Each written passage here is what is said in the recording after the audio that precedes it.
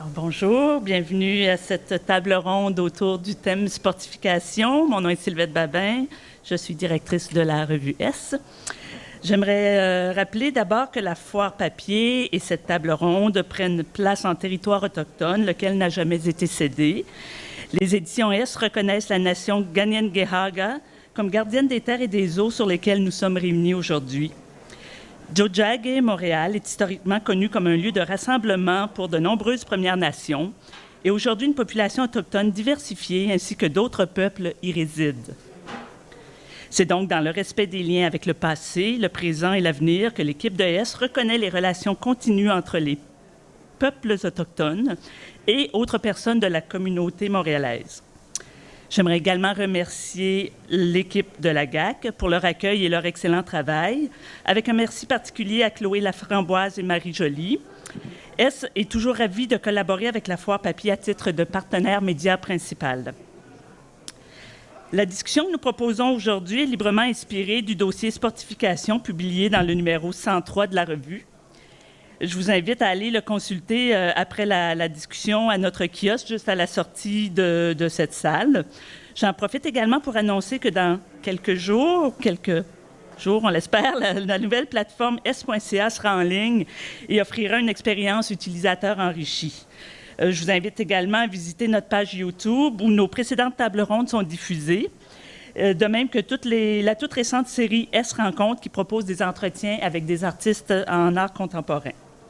Finalement, je suis ravie d'accueillir aujourd'hui Anouk Bélanger, professeure à la Faculté de communication de l'UQAM, Florence Agathe Dubé-Moreau, autrice et autrice et commissaire indépendante, et Caroline Saint-Laurent, artiste féministe multidisciplinaire. Didier Morelli, lui-même artiste et historien de l'art et auteur, présentera de façon plus exhaustive nos trois invités. Merci d'être là. Donc, Didier s'intéresse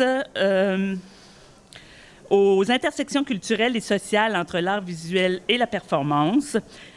Sa thèse examine la relation entre l'environnement construit et la nature kinesthésique des corps performatifs.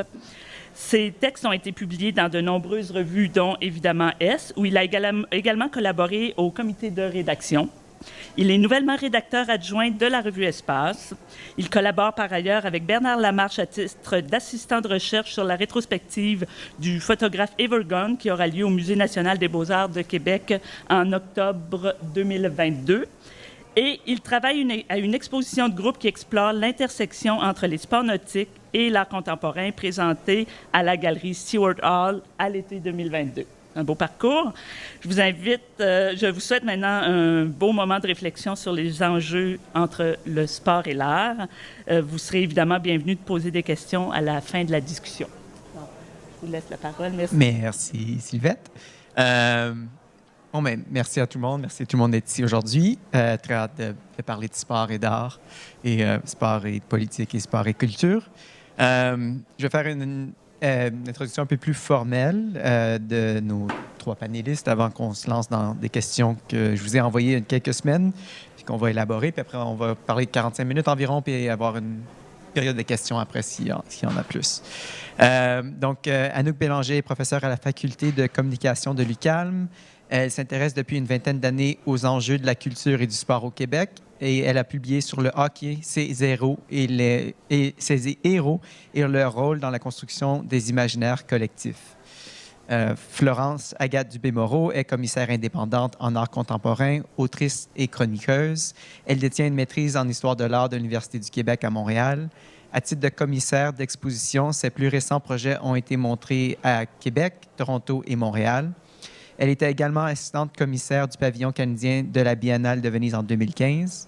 Ces textes ont été publiés dans les revues spécialisées d'Espace, S, Exposition Intermédialité, ainsi que dans plusieurs catalogues d'exposition. En 2019, elle a tenu la chronique WAGS, Moi non plus, au magazine Urbania, qui se penchait sur la National Football League, la NFL, et la culture américaine, ainsi que sur l'entrelancement des deux. Et elle rédige actuellement un ouvrage qui analyse l'industrie sportive sous des angles féministes et culturels. Et finalement, Caroline Saint-Laurent. En fait, j'ai un peu pêché pour Caroline Saint-Laurent. Je suis allé sur son site web, puis j'ai pris son artist statement que je vais lire dans son entièreté parce que je pense que ça vient complimenter la présentation d'aujourd'hui puis la présentation des deux autres panélistes. Donc, dans une pratique multidisciplinaire basée sur la performance, Caroline Saint-Laurent entrecroise l'art et le sport avec une perspective féministe. Anciennement gymnaste, elle entrevoit le sport comme un moyen direct d'engager son corps dans une expérience et elle revendique un espace où l'effort physique est un acte de résistance. Les règles du sport, ses diverses disciplines, ses lieux, ses codes, son accessibilité sont pour elle des terrains fertiles pour remettre en question notre société de performance, ses rapports inéquitables et les états anxiogènes qui en découlent. Ainsi, l'effort, la sueur, le zèle et les erreurs sont progressivement devenus des matériaux de prédilection. Son processus de création comprend des rencontres, des répétitions, des entraînements. Ses projets détournent des pratiques sportives par la création de dispositifs performatifs. Parfois, c'est elle qui les expérimente, alors que d'autres fois, ce sont des athlètes professionnels, d'anciennes athlètes ou des sportives amatrices qui performent et prennent la parole. Dans des projets récents, elle superpose des actions sportives, pédaler, jouer au basketball, nager, danser et d'autres actions telles que chanter, prononcer une conférence ou analyser des mouvements. Cette superposition de reprises de parole à des activités physiques crée de nouvelles associations entre l'effort, le langage, des objets du sport et de nouvelles technologies. Elle souligne aussi par l'exagération la place qu'occupe la quête de performance, de productivité et de perfection. La sueur, les hésitations, les erreurs produites ont pour effet de rendre visible l'épuisement. Cet épuisement, qui n'est pas étranger à celui provoqué par les obstacles qui obligent les femmes et les personnes marginalisées à redoubler d'efforts pour s'exprimer, être entendues, être prises au sérieux. Et je vous invite tous d'aller voir le site web de Caroline Saint-Laurent, qui est artiste, à cause de son travail, mais aussi parce que sur la page Contact, elle a une merveilleuse photo d'elle en 1993 avec Jacques Demers à côté de la Coupe Stanley. Quand j'ai contacté Caroline pour faire partie du panel, c'est ça que j'ai trouvé dans sa contact page, puis j'ai trouvé ça excellent. Donc, la première question est quel est votre sport préféré ou vos sports préférés? Celui auquel vous jouez, participez, celui que vous regardez. Expliquez-nous un peu comment vous êtes arrivé là et quels sont et pourquoi ils sont importants pour vous. N'importe quelle direction. Honnêtement, je ne suis pas certaine que ce soit l'élément le plus important dans la discussion, mais ceci dit, moi, mes parents m'ont inscrit à toutes les activités sportives qui existaient dans mon quartier quand j'étais jeune. Je pense parce que j'étais un petit peu hyperactive. Ce qui fait que j'ai fait beaucoup d'activités sportives. J'ai joué longtemps au soccer amateur, à un niveau assez élevé. J'ai fait de la compétition aussi de vélo de montagne, de snowboard. Puis après, le corps vieillissant, course, kayak, randonnée, ce genre d'affaires-là. Mais donc, plusieurs activités, puis je dirais, en fait, ce qui est intéressant à dire, c'est que l'expérience de pratiquer des sports, c'est une chose qui m'a suivi toute ma vie, mais l'expérience aussi d'assister à des spectacles sportifs a aussi accompagné tout mon parcours. Puis c'est ces deux plans-là que je voudrais mettre en jeu dans la discussion. Comme Didier l'a dit tout à l'heure, je suis une ancienne gymnaste de niveau, par exemple, provincial, régional, donc rien de bien impressionnant. Je viens de Rimouski, fait qu'aussi, j'avais pas accès, disons, à un plus gros niveau dans l'Est du Québec. Là, j'atteignais, dans le fond, le maximum de ce qu'on pouvait atteindre dans ces années-là dans l'Est du Québec. Maintenant, un peu comme Anouk le disait, je pratique des sports où je n'ai pas à tout calculer. Donc, j'essaie vraiment d'enlever ce culte de la performance-là, de la perfection de ma pratique pour plutôt embrasser la vulnérabilité, l'imperfection, des choses qui sont beaucoup plus authentiques. Puis récemment, j'ai remplacé dans une équipe d'hockey COSOM, puis c'est une nouvelle passion. J'adore le hockey, sur glace ou pas. Fait que, bref, j'aime vraiment tous les sports. J'aime pratiquer tous les sports. Les regarder, ça dépend, là, mais j'aime surtout pratiquer. Moi aussi, j'ai un passé dans le sport de haut niveau. Je me suis entraînée en ballet classique jusqu'à l'âge de 19 ans. Donc, j'ai fait toute mon enfance dans des programmes de sport-études, programmes intensifs. Et je voulais faire carrière là-dedans, mais j'ai eu une blessure. J'ai eu l'usure prématurée dans une hanche, puis j'ai pris ma retraite à 19 ans à ce moment-là. Mais effectivement, pour moi, en fait, l'art et le sport ont probablement, à cause de la danse, été toujours extrêmement liés comme forme d'expression, puis comme moyens à travers lesquels aborder et analyser la vie et la société. Je trouve ça vraiment agréable de connaître comme les passés sportifs des gens en art. C'est comme une de mes grandes passions. Oui, c'est ça. Quand on a parti le dossier pour Sportification, il y avait des questions. Quand j'ai mis devant l'idée au comité de rédaction S, c'était « Oh, mais est-ce que le monde en art aime vraiment le sport? » C'est des opposés. Puis je dis « Oh non, tout le monde. » Il y a vraiment des connexions qui se font. Puis même, je pense que dans l'édito de Sylvette, Sylvette parle de sa résistance au sport et de la façon que le sport s'infiltre dans son expérience du quotidien quand le Canadien se rend en finale, puis quand on est en train d'entendre les chants dans la rue, la façon que le sport vraiment vient se présenter dans toutes les sphères de nos vies, même si on ne le pratique pas de façon intense ou depuis notre jeunesse. Fait un peu pour faire le suivi sur ça, peut-être s'avancer un peu contemporain, puis parler du haut niveau professionnel ou personnel maintenant. Comment le sport, en tant que chercheur, en tant que commissaire d'exposition ou en tant qu'artiste, s'intègre dans votre quotidien, plus à un niveau professionnel, théorique, recherche? Comment est-ce qu'ils s'entrecroisent dans ce domaine-là? On reprend le même ordre. Alors, je dirais, pour partir de la discussion, ce qui m'intéresse, moi, c'est quand l'expérience sportive, elle devient, on pourrait dire, plus que sportive. C'est-à-dire où elle met en jeu un terrain de construction d'identité collective, locale ou nationale, quand elle met en jeu des éléments de construction riches puis des moments forts pour produire un imaginaire collectif. C'est ce lien-là qui m'intéresse. Donc, ce que le sport donne comme expérience collective, comme quand le sport met des émotions fortes au cœur de l'action, c'est pas juste une émotion complètement éphémère qui s'envole après. L'exemple que tu mentionnais, par exemple, de Sylvette qui entend... oui. Bon, c'est quelque chose qui reste quand même dans la mémoire collective. C'est quelque chose qui ne laisse pas toujours des traces importantes, mais qui a le pouvoir de laisser des traces signifiantes dans le qui on est. Et ce qui est intéressant on pourrait le faire avec d'autres pratiques culturelles, évidemment. Mais ce qui est intéressant du sport, c'est que ça interpelle de manière massive et très, très puissante les personnes et ça attache ce qu'un match peut représenter ou exprimer symboliquement au nom d'une communauté. Et donc, ça appelle tout le monde à se dire, bien, si moi, par exemple, je me sens représentée par telle équipe ou tel match, puis on peut parler d'un match du Canadien, on pourrait se ramener dans l'histoire, en parlant de la série du siècle, par exemple, Canada-Russie en pleine guerre froide, on pourrait parler de l'affrontement, la bataille des sexes entre Bobby Riggs puis Billie Jean King, qui était au tennis. Bien, ces affrontements-là sont pas juste des affrontements tragiques puis vraiment émotifs à suivre parce que le sport étant codé, les résultats, on ne peut jamais les prévoir ou les prédire. Donc, assister à ça, ça génère des émotions fortes. Mais les émotions fortes qu'on vit, elles sont toujours attachées à un sens d'identité, soit identité en tant que femme, en tant que provenance nationale. Et c'est ce bout-là, moi, qui m'accroche définitivement dans mes passions comme chercheur. Puis comme professeur aussi, parce que j'enseigne sur sport, culture, médias et ces thèmes-là. Moi, la façon que le sport influence ma pratique artistique, bien, par exemple, quand je vais commencer une performance, je vais me mettre dans cet état-là de performance, c'est-à-dire que je vais essayer de rechercher l'essoufflement. Je veux que mes joues rougissent, non pas par gêne, mais par le fait que mon corps est engagé. Donc, pour moi, le sport me permet de m'engager dans une action, vraiment littéralement, mais aussi de m'engager dans un engagement féministe fort, j'espère. Bref, ouais, c'est comme un moteur d'engagement pour moi.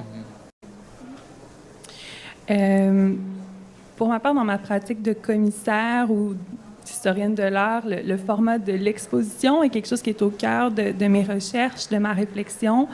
Puis depuis quelques années, avec une autre collègue commissaire, on mène un projet d'exposition et d'écriture sur les rapprochements entre le geste chorégraphique en danse contemporaine et le geste de commissarier une exposition, puis quelles sont les relations entre ces actions qui mettent en jeu autant des corps que du temps, que des espaces, qui sont d'une certaine façon assez similaires et qui engagent de manière différente les publics. Donc, c'est un projet qu'on a décliné à travers différents textes et expositions au fil des dernières années. Donc, ça, c'est une des façons avec laquelle le sport infiltre mes recherches en histoire de l'art. Mais j'avoue qu'avant le dossier sportification, j'avais jamais fait entrer le sport dans ma pratique d'historienne de l'art, disons, d'un point de vue plus personnel. Tu disais professionnel ou personnel? Personnel. Je partage ma vie avec un athlète professionnel, donc le sport teinte et est inséré dans beaucoup de facettes de ma vie, autant dans des dimension de vie de tous les jours, alors où on a 2 appartements dans 2 villes depuis 8 ans, que mes contrats de pigiste sont un peu rythmés selon les saisons de football et les calendriers de saison professionnelle. Donc, c'est drôle parce que j'avais jamais fait entrer le sport dans ma pratique professionnelle, mais ça a été vraiment une occasion, en fait, d'activer ce que Anouk décrit et d'apporter un regard critique et culturel sur cet objet qui, finalement, active énormément d'enjeux qu'on étudie en art, que tes artistes actifs dans leurs œuvres, dans leurs performances. Donc, pour moi, ça a vraiment ouvert beaucoup de potentiel d'analyse et de réflexion à un point de vue sociétal. Effectivement, merci d'ailleurs. Oui, quelque chose. Ben oui, j'aimerais dire que le sport, dans le fond, se veut juste. Puis ça, c'est une réflexion qu'avait eue Alain Ehrenberg, c'est un sociologue français, mais il y a aussi Alain Deneau qui en parle.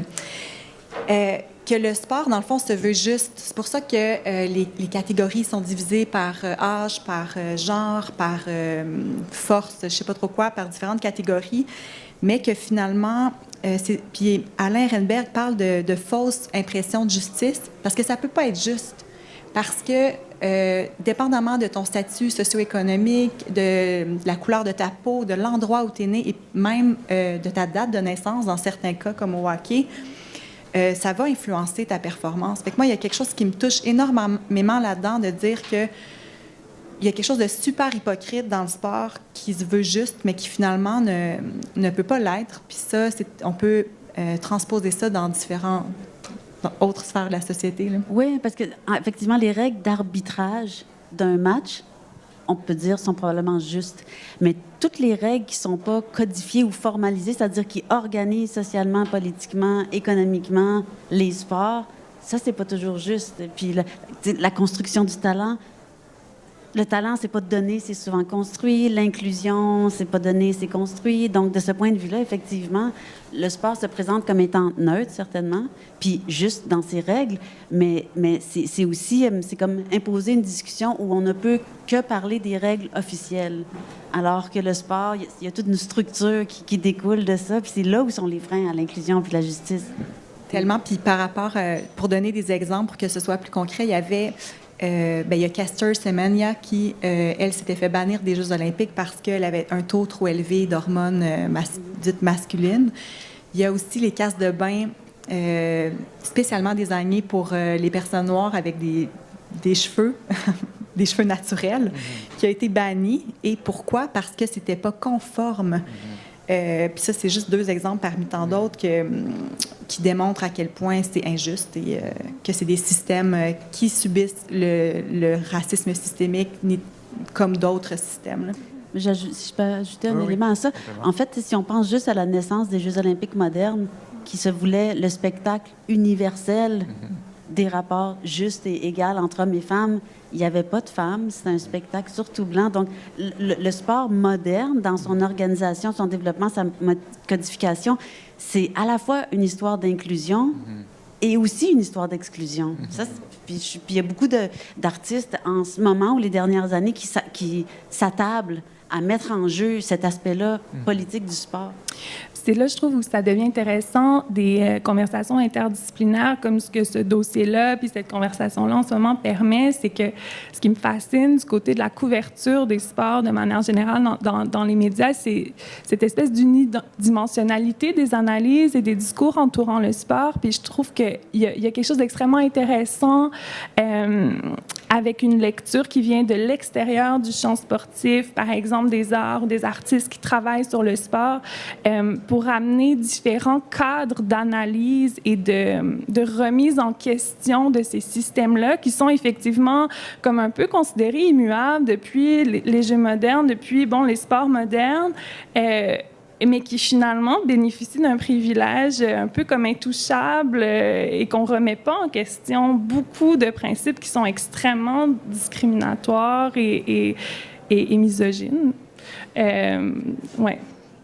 C'est le fun que ça revienne ensuite au monde du sport. Par exemple, dans une performance que j'ai réalisée cet été, on donnait des statistiques sur la représentation des femmes et des personnes marginalisées dans le sport. Puis il y a une de ces statistiques-là que c'est 5 des médias alloués au sport, que ce soit écrit ou oral, est alloué aux femmes. C'est 5 Puis quand les gens du monde du sport l'entendaient, dont des femmes athlètes, elles ne le savaient pas, tu sais. Fait que c'est de voir comment aussi des pratiques artistiques qui, oui, OK, pour cette fois-là, qui est assez documentaire, mais peut revenir au monde du sport pour le changer, peut-être, en retour. Oui, je pense que c'est un bon moment. On est un peu sauté dans la question déjà, mais encore quand on dressait le dossier, la question était est-ce que ça va juste devenir des artistes qui font du sport ou des artistes qui représentent le sport? Puis l'espoir, c'était que vraiment que le sport était un intersectional lens, une façon d'un prisme qui représentait des intersections où est-ce que des enjeux culturels, sociopolitiques, médias, communication allaient s'entrecroiser de façon plus complexe, qui allait représenter la société même, puis la société dans laquelle on se retrouve, puis les enjeux comme question de the bathroom bill, transgender issues, NCAA aux États-Unis, ou des questions de taking a knee, comme dans ton texte. Fait que peut-être la question que je vais poser, c'est on place souvent le sport en tant que quelque chose qui est à l'extérieur d'eux, ou qui est un jeu qui est pas politique, où il y a souvent ce narratif-là qu'on essaie de le ressortir.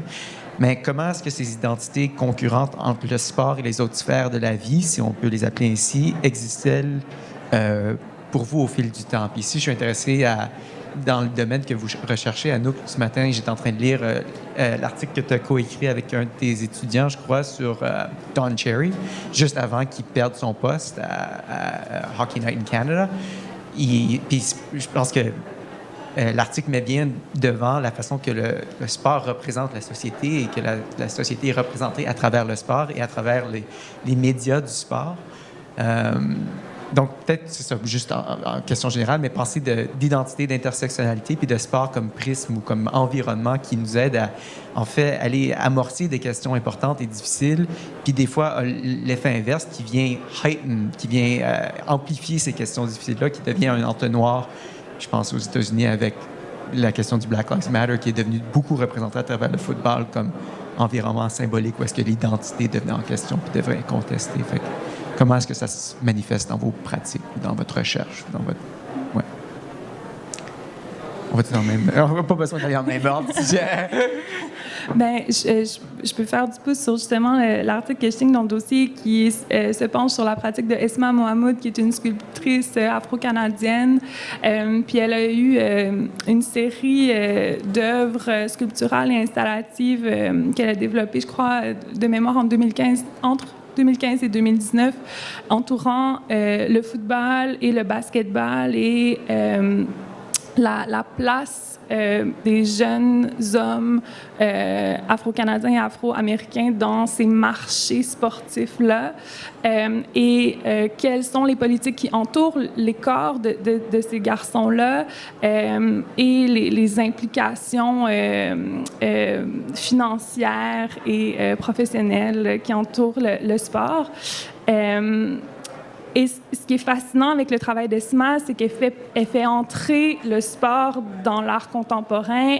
Elle crée des photographies et des sculptures d'équipements qui montrent en fait des équipements sportifs détournés. Par exemple, des jerseys de basketball qu'elle va transformer en immenses robes de bal, où elle nous parle de genre et de la masculinité qui entoure ces industries-là. Elle va détourner, par exemple, des épaulières d'équipements de football avec des traînes de chaînes immensément lourdes, puis elle fait performer des jeunes hommes avec cet équipement-là. Donc, Esma nous amène à voir le sport différemment et elle adresse des trucs très, très concrets dans l'industrie du sport. Par exemple, le fait que des milliers de jeunes garçons évoluent dans le réseau universitaire américain et que finalement, c'est seulement 1% de ces milliers de garçons-là qui accèdent vraiment à une carrière, mais qui mettent dans ce processus-là leur corps, leur santé mentale, leur santé financière en péril pour avoir peut-être la chance d'atteindre un certain rêve de statut social, carrière professionnelle, etc. Donc, elle nous amène à voir différemment le problème de, par exemple, le sport universitaire et professionnel aux États-Unis.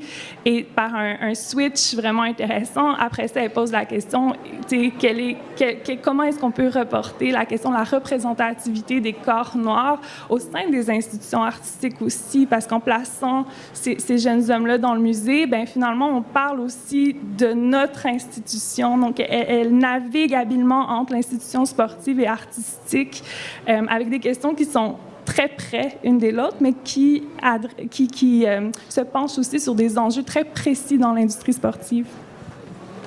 Oui, puis je trouve ça intéressant. C'est-à-dire, c'est parce qu'il y a tellement de bouts de réalité dans lesquels on pourrait mordre, là, tant sur les plans sportifs qu'artistiques, on ne pourra pas tout vider, la discussion. Mais, entre autres, tu abordes, par exemple, le lien que quand un artiste, un ou une artiste, réfléchit au sport, mais un sport qui est, par exemple, près des arts vivants, il y a des ponts qui se font. Donc, on va penser par le sport avec le sport. Et quand je ne vais pas généraliser, mais plus souvent qu'autrement, quand des artistes réfléchissent au sport, puis là, le sport marchandisé, le grand spectacle sportif, les grandes industries sportives, c'est plutôt dans une position de critique. Donc, ça on le voit, qui se déploie beaucoup. Ce que je trouve intéressant, sur le dernier plan que je viens de mentionner, c'est qu'il y a une participation vraiment fructueuse puis intéressante des interventions artistiques dans le processus qu'on nomme la décolonisation, c'est queerer le sport, décoloniser le sport, parce qu'il s'est construit avec certaines valeurs, puis on est en train de le déconstruire pour mettre en lumière ces choses-là, puis le reconstruire de manière, bon, pour faire un clin d'œil à ce que tu disais tantôt, peut-être plus juste, ou en tout cas plus ouverte, plus mettre en plan, donc, le sport comme étant un terrain, des terrains où c'est pas lisse, c'est pas neutre, c'est pas apolitique, c'est pas juste une chose, c'est pas juste une expression de la perfection du corps. Il y a plein de tiraillements puis de courants qui se croisent. Je trouve que la création puis la représentation artistique fait œuvre, excusez-moi, ça se voulait pas un jeu de mots, mais œuvre probante. De présenter le sport comme un objet complexe. Puis ça, pour moi, c'est vraiment intéressant parce que dans mon travail, par exemple, de prof, ce que j'essaye de faire avec les étudiants, les étudiantes, c'est de prendre des pratiques culturelles populaires au sérieux. Le sport, c'est pas juste quelque chose qui se passe en marge de nos sociétés, c'est par là où on se construit, les jeunes, les filles, les athlètes, bon, tout ça, de différentes manières. Fait que j'aime beaucoup ce lien-là aussi de constamment revenir sur le sport comme étant un objet qui n'est pas lisse, qui n'est pas unidimensionnel, qui n'est pas uniforme, qui est plein de contradictions, qui est aussi bon qu'il est pourri, qui est aussi riche, qui est... Bon, et donc ça, ce lien-là aussi, qui est plus un lien méta, est vraiment intéressant. Sur les deux plans, donc, de comment on peut réfléchir ou faire la création par le sport, puis comment on peut être aussi un point de vue critique sur le sport. Les étudiants, étudiantes, en tout cas l'année dernière, je donnais un cours sur sport, culture et médias, et ce qui revenait le plus souvent dans l'intérêt des étudiants, vraiment, c'était, à part le hockey, l'identité nationale, puis les débats qu'on avait là-dessus, c'était vraiment les enjeux décoloniaux, puis les enjeux de genre, et comment le sport est un terrain vraiment fertile aujourd'hui pour en parler. Oui, puis ça, c'est fascinant. Excuse-moi, parce que pendant la pandémie, il y a eu vraiment comme une espèce de boom de l'incursion de ces enjeux-là dans le sport. Je crois qu'il y a comme différents facteurs qui ont probablement favorisé ça. Le fait qu'il y avait moins de divertissement live qui pouvait être créé et que le sport est un peu une des seules industries culturelles qui a poursuivi ces activités en live grâce aux bulles sanitaires qu'ils ont créées. Donc, ils isolaient les joueurs, ils n'étaient pas en contact avec personne et donc ils pouvaient tenir leur match comme si de rien n'était, ce qui est comme absolument hallucinant. Mais on était aussi dans un contexte où on vivait certaines crises, entre autres celle du Black Lives Matter qui est revenue dans l'arène médiatique et l'incursion de ces luttes-là sur les terrains pendant la COVID était absolument fascinante.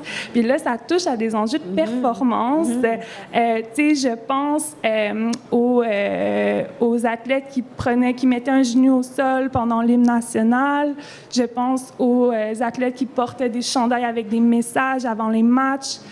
Aux hymnes nationaux où tout le monde se tenait par le coude, à la joueuse de tennis Naomi Osaka qui portait le couvre-visage avec le nom de victime de brutalité policière. Donc, il y a eu des actions définitivement performatives qui ont infiltré le monde du sport pour pointer certains problèmes plus larges sociétals, mais aussi qui sont extrêmement actifs dans le monde du sport, entre autres au football américain, où il y a eu une vidéo virale qui a été créée de des jeunes joueurs, étoiles pour la plupart, qui prenaient parole et qui demandaient à la Ligue de reconnaître les problèmes de racisme systémique au sein de la Ligue et leurs efforts depuis 2016 d'endiguer le mouvement de mettre un genou au sol à tout prix pour ne pas polariser les débats et sur le couvert que le sport est apolitique, etc.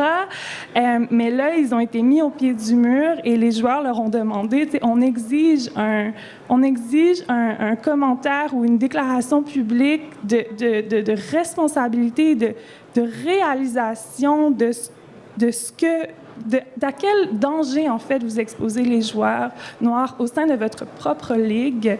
Et donc, moi, en tout cas, personnellement, aussi, je suis plus proche du football, mais j'ai trouvé ça, d'un point de vue performatif, absolument fascinant de voir comment le sport devenait finalement le hub dans un contexte de pandémie pour parler d'enjeux qui dépassaient le sport, finalement. Là. Voilà. Oui, puis ça me fait penser à une des statistiques qui m'avait marquée dans la recherche pour le projet Performing Women in Performance. En fait, c'était que pour chaque... excusez, je vais le dire, ça s'en vient. Pour chaque joueur de la NHL qui avait une concussion, une commotion cérébrale, qui avait 4500 femmes qui subissaient le même truc, mais par de la violence conjugale. Fait que c'est quelque chose qui est très peu connu, mais juste en passant par le sport, je trouve que ça fait encore plus réaliser la force et de ce nombre-là. Ouais. Puis on pourrait ajouter à ces exemples-là qui sont super puissants, ceux à l'enjeu des villes, par exemple, ce que faire la place pour recevoir les Jeux olympiques ou une compétition majeure, qu'est-ce que ça brasse dans les quartiers, qui ça exclut, déjà les plus exclus.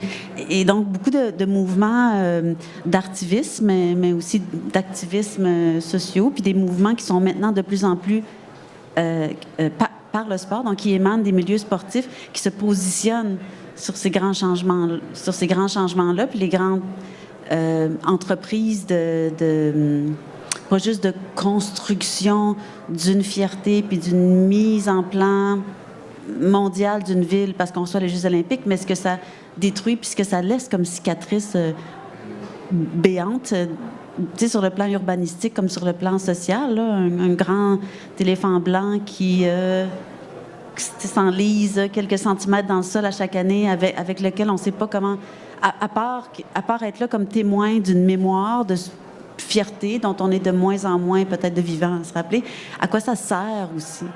Puis je pense que d'un point de vue, si on inclut dans l'art le design, l'architecture, à quoi ça sert? Ça sert à questionner sur la place du sport. Mais là, on parle d'une place là, architecturale, une place géante et monumentale, littérale. Donc, c'est pas une place symbolique, mais il y a ces espaces-là aussi qui sont revendiqués par l'art pour parler du sport et de leur place dans nos espaces de vie.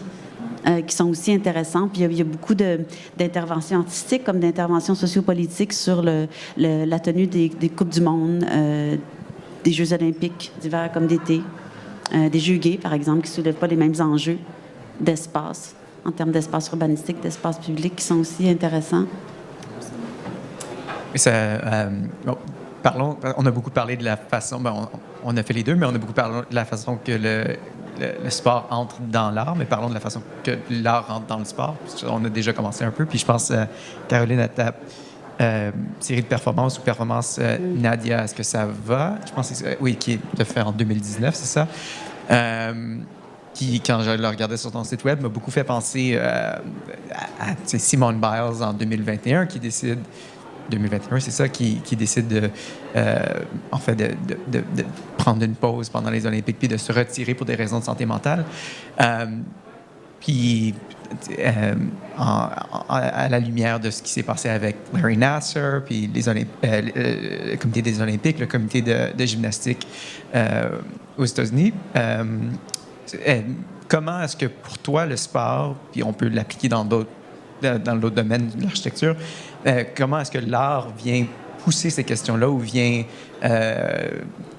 questionner ça 2 ans avant que ça se manifeste de façon très publique dans le monde du sport, pour toi, dans une œuvre? Comment est-ce que l'art contemporain, ta pratique performative, mais aussi installation, sculpture, vidéo, peut venir mettre de l'avant ces questions-là puis les faire ressortir de façon qui ne sont pas nécessairement évidentes à l'œil nu dans la société quand on regarde quelque chose en gymnastique? D'abord, pour parler de ce projet-là, je dois dire que c'est une chorégraphie de Liliane Moussa. Fait que c'est vraiment elle qui est venue me voir. Puis, ça faisait un petit bout de temps là, qu'elle m'aidait sur des projets, je l'aidais sur des projets. Puis finalement, on a commencé à faire vraiment des projets d'un bout à l'autre ensemble. Et donc, j'ai fait pour ce projet-là des costumes. C'est comme un peu comme, je pense que c'est Karen Craven qui a fait ces magnifiques, j'adore, les hauteurs de gymnastique ou de danse. Je capote sur ce travail-là. Mais bref, en 2019, j'ai fait en collaboration aussi avec une amie, Théo Daphné Wasnia. On a fait des maillots de gym en papier. Et donc, quand les danseuses se mettaient à faire une espèce de chorégraphie à la Leni Riefenstahl, super dans la perfection, où est-ce qu'elles devaient les 4 être en même temps, bien, les papiers, bien sûr, se déchiraient et donc dénudaient un peu leur corps. Mais ça, pour moi, ça parle vraiment justement de la déconstruction de cette athlète-là parfaite. Puis ça crée des espèces d'objets qui après pouvaient se tenir un peu, on les appelait les fourches, là, qui se tenaient elles-mêmes dans le coin de la scène, puis qui s'accumulaient finalement aussi au fur et à mesure des représentations. J'ai pas répondu à la question, mais je voulais quand même dire un peu c'était quoi le projet. Bien, c'est-à-dire que ce projet-là, à mon sens, on peut l'entendre comme un travail artistique qui désenchasse un mouvement qu'on a tout le temps pris comme étant justement une chose. Alors qu'il y a 2 mouvements au moins, 2 mouvements qui se passent en même temps, ce que la performance fait apparaître. Puis à partir de là, quand on a vu ça, on ne voit plus une performance athlétique de la même manière. On voit tout le temps au moins ces 2 mouvements-là. Donc pour moi, c'est clairement une façon dont l'art fait entrer dans le sport, rend plus manifeste les différentes dimensions qui se déploient dans une même pratique sportive ou une même expression du corps. Comme certaines choses qu'on a toujours pris pour acquises, qui finalement, après avoir vécu certaines expériences artistiques, tu reviens vers le spectacle sportif puis tu le vois plus de la même façon. C'est comme si ça ajoute une couche de lecture. C'est super intéressant, effectivement, de revoir la gymnastique après, de penser à ces maillots friables ou de regarder des joueurs sur un terrain de foot et de penser au poids des sculptures d'Esma Mohamed. Il y a quelque chose qui vient teinter, qui poursuit la réflexion, qui reste avec nous, en fait, comme... Tellement, Ouais, puis en tant qu'ancienne gymnaste aussi, de repenser à toutes ces petites choses comme le maillot, quand il rentrait dans nos fesses, on ne pouvait pas l'enlever de notre craque parce que sinon on perdait des points. Puis ça n'a pas de bon sens. Je veux dire, il y a des filles qui se ramassaient dans la craque avant le maillot, puis il fallait le laisser là. C'est choquant. Puis je veux dire, pourquoi qu'on enlèverait des points, mais pourquoi les maillots sont faits comme ça, first? Ça, c'est ce que des Allemandes ont commencé à faire cette année en portant le léotard une pièce long. Mais c'est long, les changements, c'est très long. Puis tu vois, même, il y a eu de la résistance. Puis on pense aussi aux filles de volleyball. Puis c'est correct, il y en a qui sont confortables comme ça. Mais il y en a qui ne sont pas confortables comme ça. Puis c'est important d'avoir un plan B, une autre option. Mais en fait, c'est de créer l'option. C'est de faire en sorte qu'il y ait une option. C'est comme dans beaucoup d'autres sphères de la société. C'est comme si... C'est ça, c'est encore cette idée que c'est comme si le sport, on accepte d'emblée que c'est comme ça. Puis c'est vraiment fascinant. Tu sais, on accepte que, par exemple, quand j'ouvre la télé sur un poste sportif, ben que c'est sûr que je regarde du sport masculin parce que j'ai pas vraiment d'autres options. C'est juste, c'est ça. Tu sais, puis c'est comme ça. Et c'est que ça fait en sorte que dans ce cas-là, par exemple, c'est que le genre d'emblée du sport devient masculin. Ou cette idée que le maillot, c'est ça. Et ça ne sera pas considéré sur d'autres plans. Exact. C'est ça qui est ça. Puis comme une donnée qui est naturellement imposée, puisque ça nous est donné. Puis la non-reconnaissance que ça a été construit, c'est le fruit d'une décision, c'est un processus. Donc, on peut revoir. Oui, ça prend beaucoup, beaucoup, beaucoup de temps. À déconstruire, oui. Mais j'ai l'impression dans le stretch des derniers mois, dans les 2 dernières années, il y a tellement d'enjeux comme ça qui ont été mis dans l'arène publique puis qui ont d'une certaine façon, que des communautés ont forcé la remise en question de ces standards-là. On dirait que j'ose espérer qu'on peut tendre vers une déconstruction un peu plus rapide. Ce qui est intéressant aussi sur les terrains du sport, c'est que de plus en plus d'athlètes vont prendre le risque de s'affirmer dans ces questionnements-là. Ce qui, avant, l'espèce d'imposition de si tu veux faire partie de telle industrie sportive ou de telle institution sportive, tu dois adhérer aux règles qui nous sont données ou imposées. Puis ça commence à être brisé et ça devient un terrain social tellement plus riche que celui du sport que je remarquais l'événement Nuit Blanche à Paris l'année dernière. C'était à la rencontre du sport et de l'art avec un festival jogging qui proposait toutes sortes de liens entre sport et art que tu dois certainement connaître. Donc, cette rencontre-là entre sport et art, sport et artivisme est devenue quelque chose qui se déploie comme boule de neige, là, qui grandit, puis qui a des effets de toutes sortes. C'est super intéressant. Et ça ouvre le sport et les athlètes à une réflexion qui peut-être était là avant, mais dont on n'avait aucun écho, aucune expression. Mais j'allais juste dire, j'ai l'impression aussi que ça force d'une certaine façon, mais sans que ça soit négatif, là, mais le sport ou l'industrie sportive à devenir plus responsable et dans une posture où elle doit aussi légitimer et justifier ses choix. Puis ça, c'est intéressant, cette posture où on devient accountable pour qu'est-ce qu'on présente en masse à un très, très large public de tous âges. Je trouve que cette responsabilisation de l'industrie sportive est extrêmement riche en ce moment pour les potentiels de changement et de justice sociale que ça peut porter, là. Mais c'est long aussi parce que les dirigeants, dirigeantes sont majoritairement blanches. Je veux dire, ça va changer puis ça change, mais c'est encore long tant qu'il n'y a pas comme une diversification des structures puis de ces personnes-là qui ont du pouvoir, là. Ça fait... je pense qu'on est en train de parler d'une position assez optimiste en relation avec le sport et l'art contemporain, mais il y a aussi toute l'autre part qui date de longtemps, mais la spectacularisation du sport, le genre de comme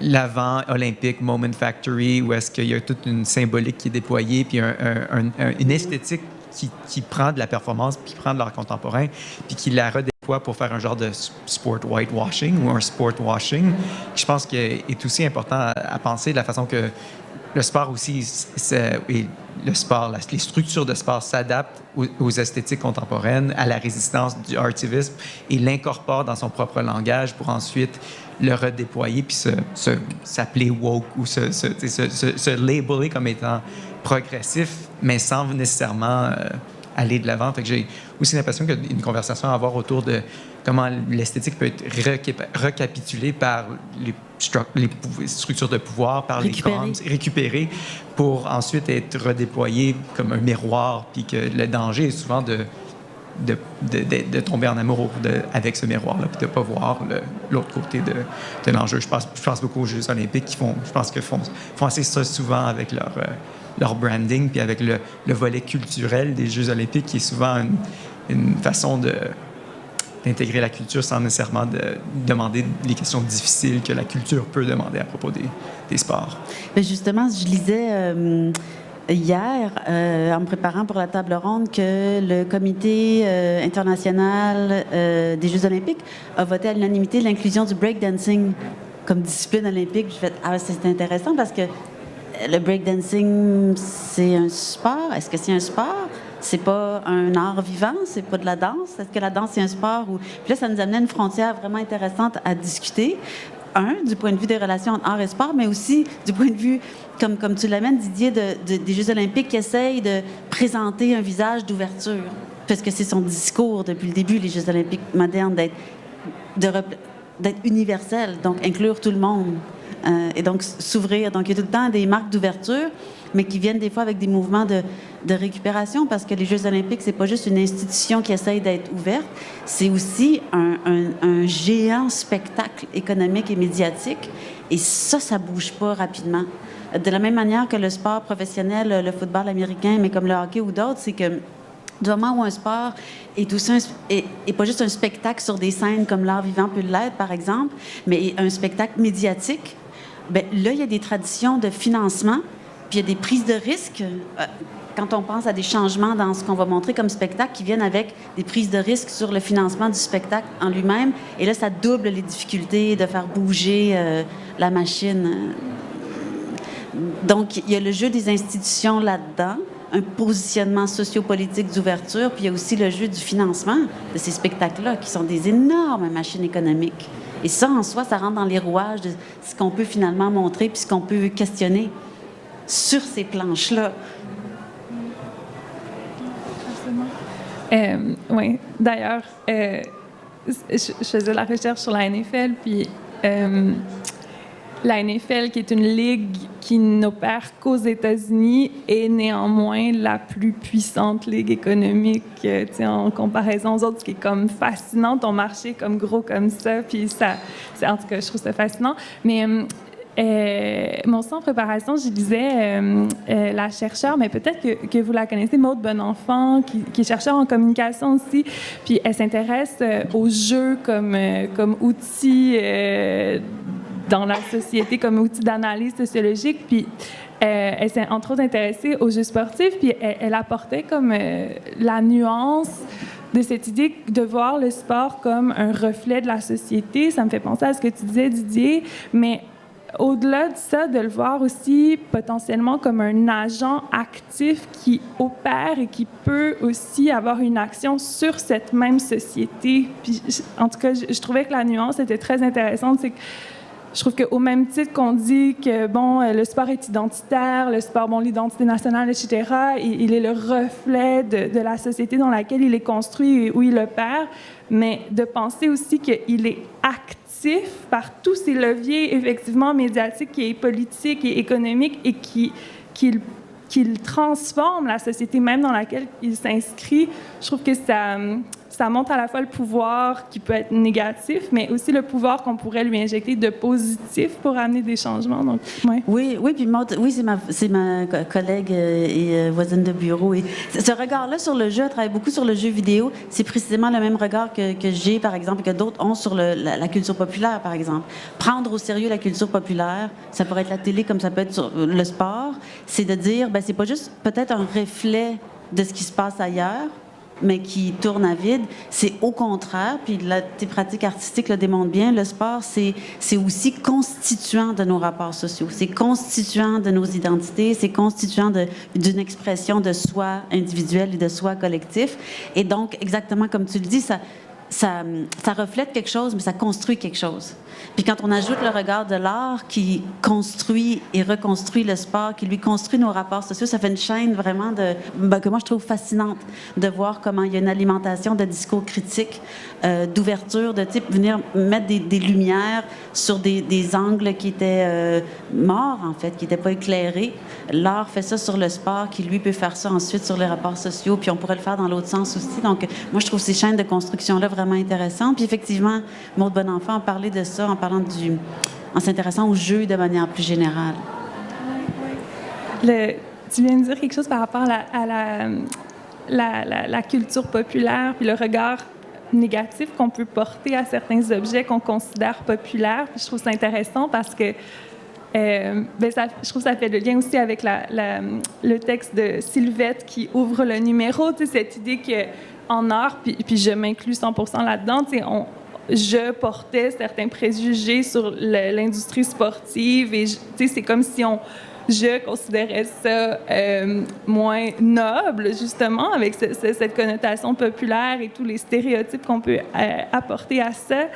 Mais cette idée de le prendre au sérieux, je trouve ça vraiment fascinant, de faire l'action, de le prendre au sérieux pour justement l'interroger. Je trouve que c'est vraiment intéressant. Oui, puis quand je regardais, je trouve aussi, parce que ce que ça fait, en fait, c'est que ça questionne les catégories culturelles qui sont légitimes dans nos sociétés. Et ça aussi, c'est un changement qui est récent et de manière évidente. Le fait que Nuit Blanche, en France, se concentre sur le sport et les arts, c'est inespéré du point de vue d'une légitimation d'une pratique. De prendre au sérieux, puisque ce que je connais de ta pratique, entre autres, elle fait ça. Elle considère le sport comme un espace sérieux d'expression dans lequel on peut brasser toutes sortes d'expressions esthétiques, artistiques, mais aussi d'autres formes d'expression dans le sens d'une critique ou d'une compréhension ou d'un dialogue ouvert. Puis aussi dans la performance, souvent, les gens qui ne connaissent pas mon travail vont se demander si justement ça joue avec cette idée de spectacularisation du sport. Puis c'est sûr que je vais jouer sur la limite, mais quand on va faire des actions, on met notre corps en jeu, il y a peut-être des mouvements qui vont être impressionnants, mais qui pour nous ne le sont pas vraiment, ou je ne sais pas comment l'exprimer. Il y a quand même un petit tabou au point de vue de la performance artistique, de jouer avec des pratiques qui sont plus spectaculaires, parce que le fait que je m'amuse à superposer des actions avec d'autres actions, pour moi, je vais déconstruire ça, mais en même temps, j'essaie de le faire comme il faut. J'essaie de le faire dans un mode de ça va être parfait, mais ça ne marche pas parce que je fais trop de choses en même temps. Fait que, bref, pour moi, la répétition, plutôt la superposition de deux choses en même temps, va venir un peu faire rater ce spectacle-là auquel j'essaie de me donner. Mais est-ce que je peux me permettre une question? Parce que quand tu dis ça, moi, je pense au cirque. Le cirque, est-ce qu'il intervient comme pratique artistique ou sportive? Parce que dans ce que tu viens de décrire, pour moi, je voyais quelque chose de circassien. Ah oui, puis ça, c'est tabou dans le monde des arts visuels, le cirque. Là. C'est comme... C'est là ma question. Ouf, tu as dit le mot. Mais alors que le cirque, contrairement, je trouve, à d'autres formes, essaie quand même de se réinventer. En tout cas, on peut bien critiquer le cirque comme on veut, mais mettons, quand je pense à des sports comme la gymnastique ou le patin artistique, il manque tellement d'originalité là-dedans. Là. C'est comme tout le temps la même chose. Ça fait des centaines d'années, je sais pas, mais en tout cas, tellement longtemps que c'est le même type de chorégraphie, le même type... Les costumes, le maquillage, incroyable. C'est d'un quétaine à mourir. Alors que là, je trouve que le cirque, au moins, essaie de se réinventer puis de devenir un peu plus transdisciplinaire. Puis, je sais plus, mais ouais. Oui, on pourrait continuer pendant longtemps, mais on est presque rendu à la fin de notre heure. Fait que je voulais juste ouvrir, si c'est bon avec vous, ouvrir pour voir s'il y a des questions dans Bien sûr. le public.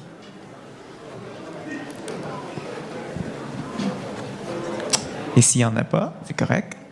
On peut fermer comme ça. Je vais juste vous remercier pour votre présence. C'est super de passer une heure ensemble. Remercier Sylvette puis la revue S et remercier la Foire Papier.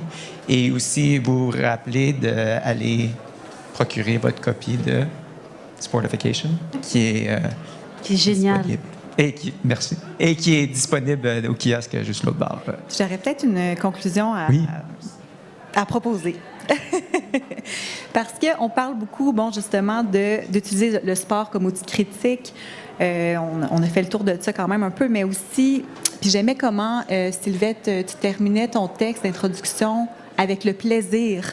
Parce que je pense qu'il faut parler du plaisir du sport, du plaisir de se dépasser, aussi tout ce qui vient après, là, les hormones qui sont déclenchées, qui nous calment. Je pense que dans un monde aussi stressé, tout ça, c'est quelque chose qui fait du bien. Puis aussi, il y avait un article de Stéphanie Gramont qui disait que les Jeux olympiques, quand ils jouaient à la télé, que ça ne faisait pas nécessairement que les gens allaient plus participer au sport. Au contraire, qu'ils étaient sédentaires. Fait que je trouve que, bref, de revenir sur cette idée-là du plaisir du sport, de bouger, c'est une façon de se mettre en action, de ne pas être juste chez soi, sur Netflix. Je vous encourage à essayer. Puis c'est une des conversations qu'on a eu au début, que le sport pouvait être n'importe quoi, que la marche, de marcher, de se lever debout, de faire 5 minutes d'exercice, que c'est vraiment, que ça peut être ouvert. Aujourd'hui, on a focus in dans une certaine section, mais oui, le sport est ouvert puis à l'interprétation. It is play after all, c'est le jeu, puis on doit s'en rappeler. Merci. Merci.